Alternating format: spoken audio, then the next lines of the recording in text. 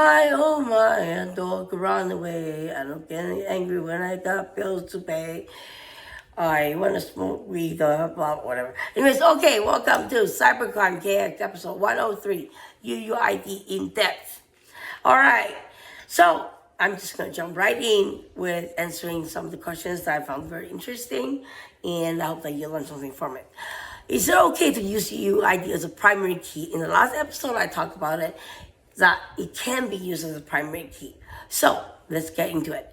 While employing UUID as a primary key may seem advantageous in distributed systems, enabling distributed horizontally scaling identifier generation, they come with significant drawbacks, negatively impacting the indexing, storage, and query performance.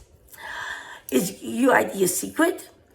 As version 1 and 6 uses predictable elements, which is the time of generation, and the MAC address, which MAC address is static.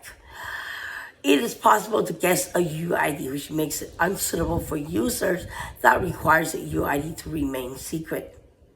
So there we go. Now move on to can you use UUID as a password? Never use UUIDs for things like session identifiers. The standard itself warns implementation to not assume that UUIDs are hard to guess. They should not be used as security capabilities, such as identifiers whose mere possession grants access. So what is better than UUID then? There's nano ID, random hash-based ID, object ID, CUID, collision-resistant unique identifier. All right, so what can people do with UUID then? Because you want to protect it, right? In product and web analytics, UUID can track user behavior across various platforms, such as mobile applications, websites, and web applications. So it's kind of like digging into, the raw data, that's for data analytics, it's pretty useful. All right, so by assigning a universally unique identifier to a user, you can quickly identify the behavior and analyze it, providing insights on improving your product. Now, I have a problem with that because there is privacy issues that's involved, which I'm gonna look into it, and I will talk about it when I find the real solution to the privacy of UUIDs. Using it as an AI tool, let's say, for data analytics for consumer behavior, consumer buying purchase patterns, and all that stuff. So does UUID have a timestamp? It's a 128-bit number used to uniquely identify records for information. Time-based UUID are a category of UUIDs that incorporate the current timestamp into their structure, allowing for chronological ordering of the generated UUIDs. Advantage. What is the most significant bits of a UUID? Take a guess. 5 seconds. 1, 2, 3, 4, 5.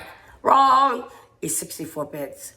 Construct a 128-bit type 4 UUID, where the first long character represents the most significant 64 bits, and the second long character represents the least significant 64 bits. There are also additional information on how to read this UUID, what is the UUID version number. I'm not going to talk about that because I am not a programmer. I'm not a professional in this. I do not have, a professional knowledge to educate you guys on that. But what I educated on you guys so far, I understand and I know, and you can ask me questions about that.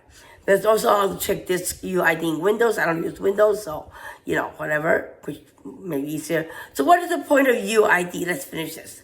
Understanding UUIDs and their importance in user identification. UUID are like fingerprints of the digital world. They provide unique identifiers across systems. They are 128-bit numbers represented as 36 character strings designed to assure global uniqueness. And on that note, I will show you what UUID represents on an Apple Data Analytics, which you go here and let me do this. You go to settings, okay, and then you go to privacy and security. See that? Privacy and security. And you go to analytics and improvements and analytical data. That's where you will find data analytics data that you can actually go through. Take care, guys. Thank you.